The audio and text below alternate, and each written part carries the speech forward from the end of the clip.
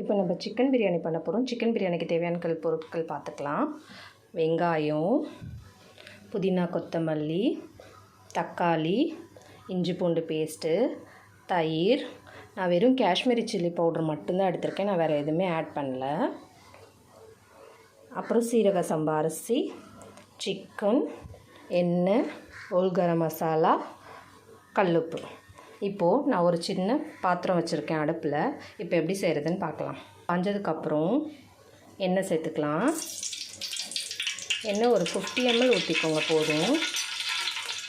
எண்ணெய் நல்லா காஞ்சதுக்கப்புறம் பட்டை, லவங்கம், ஏலக்காய் எல்லாம் சேர்த்துக்கலாம்.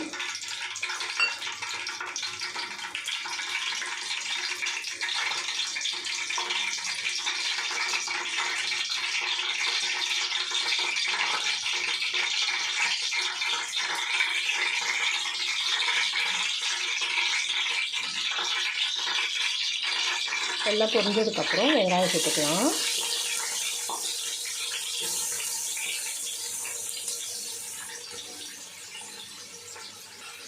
வெங்காயம் நல்லா வதக்கணும். நல்லா வதங்கிட்ட பிறகு அதுக்கப்புறம் என்ன சேர்க்குறதுன்னு நான் சொல்கிறேன். வெங்காயம் நல்லா பொன்னிறமாக வதங்கணும். வெங்காயம் நல்லா வதக்குனதுக்கப்புறமா இஞ்சி பூண்டு பேஸ்ட் எடுத்துக்கலாம். இஞ்சி பூண்டு பேஸ்ட் எப்போவுமே கொஞ்சம் கூட சேர்த்துக்கோங்க, அப்போ தான் டேஸ்ட் நல்லாயிருக்கும் பிரியாணிக்கு. இஞ்சி பூண்டு பேஸ்ட் வதங்கும் போதே புதினா, கொத்தமல்லி சேர்த்துக்கலாம். இஞ்சி பூண்டு பேஸ்ட் வதங்கும் போதே தக்காளி சேர்த்துக்கோங்க, ஏன்னா அப்போ தான் அடி பிடிக்காமல் இருக்கும்.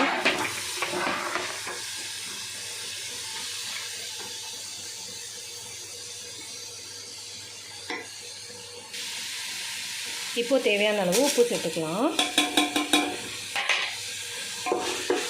நான் உப்பு எப்போவுமே தோராயமாக தான் போடுவேன். லாஸ்ட்டாக குத்தி பார்க்கும்போது கம்மியாக இருந்துச்சுன்னா அப்போ தான் சேர்த்துப்பேன்.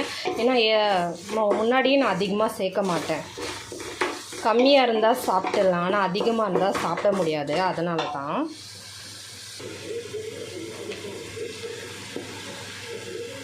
நான் இந்த ஸ்டேஜ் வதங்கும் போது தான் எப்போவுமே அரிசி ஊற வைப்பேன். ஏன்னா முன்கூட்டியே நான் ஊற வைக்க மாட்டேன்.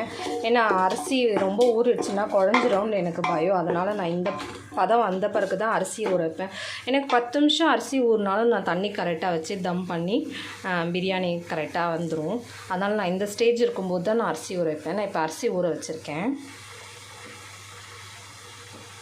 நான் சொன்னபடி செய்யுங்க. கொஞ்சம் கூட எனக்கு அடி பிடிக்கவே இல்லை பாருங்கள். ஆவி வந்துட்டுருக்கு, அதனால் தெரிய மாட்டேங்குது. எனக்கு அடி பிடிக்கவே இல்லை. இந்த மெத்தட்லேயே ஃபாலோ பண்ணுங்கள். இந்த ஸ்டேஜில் நல்லா வதங்கினதுக்கப்புறமா தயிரும்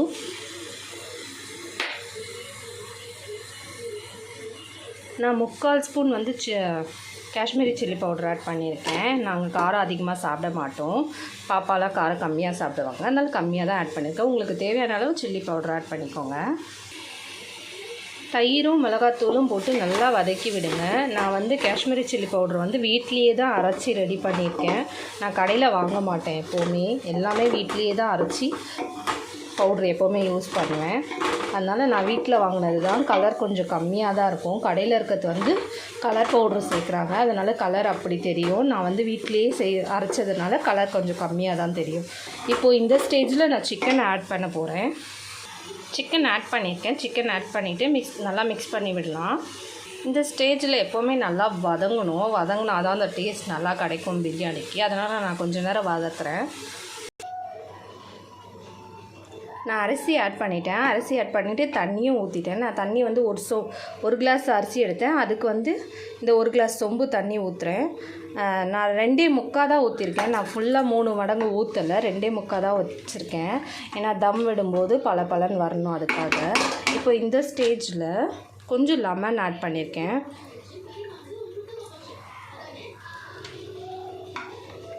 ஆட் பண்ணிவிட்டு மிக்ஸ் பண்ணி விட்டுட்டு சால்ட்டு, காரம் எல்லாம் செக் பண்ணிவிட்டு மூடி வச்சுருங்க. மூடி வச்சுட்டு ஒரு 10 நிமிஷம் அந்த தண்ணி நல்லா கொதித்த பிறகு அதுக்கப்புறம் தம் போடுறது எப்படின்னு நான் காமிக்கிறேன்.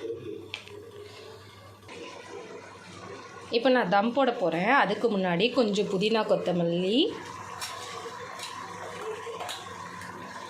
கொஞ்சோண்டு கீ,